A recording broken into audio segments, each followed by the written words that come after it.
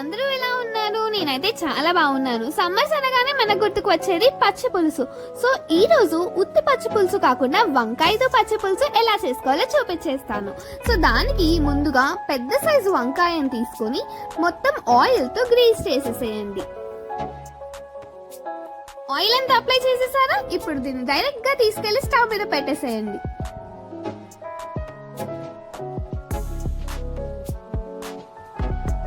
ఈ వంకాయ కాలేలోపు మనము హాట్ వాటర్ లో ఒక పెద్ద సైజు నిమ్మకాయ అంత చింతపండును వేసి బాగా నాననివ్వండి. ఆ వంకాయ నెమ్మదిగా కాలుతూ ఉంటుంది. సో ఈ లోపు మనము ఒక మిక్సీ జార్ తీసుకొని 2 టేబుల్ స్పూన్స్ నువ్వులను వేసి ఫైన్ గా పౌడర్ చేసి పక్కకు పెట్టేసుకుందాము. చూస్తున్నారు కదా, వంకాయని తిప్పుకుంటూ అన్ని వైపులా ఈవెన్ గా కాలేటట్టు కుక్ చేసుకోవాలి.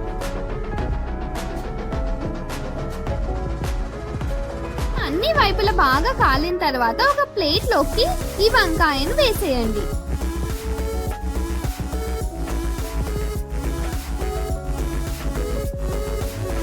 ఇప్పుడు వంకాయని కాల్చినట్టే పచ్చిమిరపకాయలను కూడా సేమ్ అదే విధంగా అన్ని వైపులు తిప్పుకుంటూ మంట మీదే కాల్చేసేయండి. పచ్చిమిరపకాయలు కూడా బాగా కాలిన తర్వాత ప్లేట్ లోకి తీసేసుకొని పక్కన పెట్టుకోండి. మనము చింతపండుని నానబెట్టుకున్నాం కదా, ఇప్పుడు ఆ చింతపండులో నుంచి జ్యూస్ అయితే తీసి పక్కకు పెట్టుకోండి.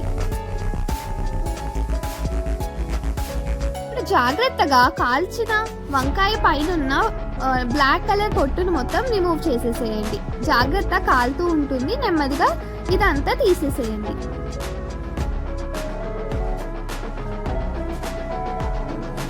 కదా, మొత్తం వంకాయ పైన ఉన్న పొట్టు మొత్తం తీసేసాము. పైన ఉన్నది కూడా కట్ చేసేసి ఇదా ఉన్నది మొత్తం మెత్తగా మెదుపుకోవాలి.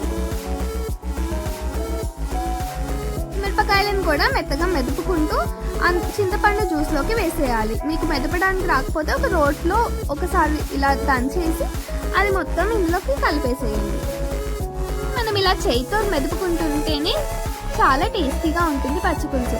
ఇప్పుడు మొత్తం మెదిపిన తర్వాత పైన ఉన్న ఆ తొక్కలన్నీ మనకు అవసరం లేదు, అదంతా పాడేసేయండి. ఇప్పుడు మెదుపుకుంటూ ఫైన్ గా చాప్ చేసుకున్న ఆనియన్స్ ని ఇందులో వేసేసేయండి. ఇప్పుడు ఇందులోకి కొద్దిగా కొత్తిమీర, ఇందాక మనం మెదిపి పెట్టుకున్న వంకాయను కూడా తీసుకొచ్చి ఇందులో వేసేసేయండి. బాగా ఒకసారి కలిపేసిన తర్వాత ఇందాక మనం చేసి పెట్టుకున్న నువ్వుల పొడిని కూడా ఇందులో యాడ్ చేసి మొత్తం ఒకసారి కలిపేసేయండి. ఇది చేయితో అలా పిసికేస్తున్నారు అని అనుకుంటున్నారు కదా, కానీ పచ్చి పులుసు చేయితో ఇలా మెదుపుతూ చేస్తుంటేనే చాలా టేస్టీగా ఉంటుంది. ఇప్పుడు మొత్తం పచ్చి పులుసుకి కావాల్సినంత సాల్ట్ ని కూడా వేసి బాగా ఒకసారి కలిపేసేయండి. ఇప్పుడు మనం ఫైనల్ గా తాలింపు వేసేసుకుందాం. ఒక గిన్నె తీసుకొని అందులో ఆయిల్ వేసి అది వేడయిన తర్వాత అందులో జీలకర్ర, కొద్దిగా ఆవాలు, 2 ఎండిన మిరపకాయలు, కొద్దిగా కరివేపాకు, ఆ తర్వాత పసుపు వేసి తాలింపును వేసేసేయండి. ఇక్కడ బాగా వేడయింది గిన్నె, అందుకనే తీసి కింద పెట్టి వేసాను. ఇప్పుడు మన పచ్చి పులుసులోకి ఈ తాలింపును యాడ్ చేసి మొత్తంగా ఒకసారి కలిపేసేయండి. ఎంతో టేస్టీగా ఉండే వంకాయ పచ్చి పులుసు అయితే రెడీ అయిపోయింది. వీడియో నచ్చినట్టయితే లైక్ చేయండి, షేర్ చేయండి, సబ్స్క్రైబ్ చేసుకోవడం మాత్రం అస్సలు మర్చిపోకండి. And I will see you guys in the next video. Until then, keep watching my videos. Bye.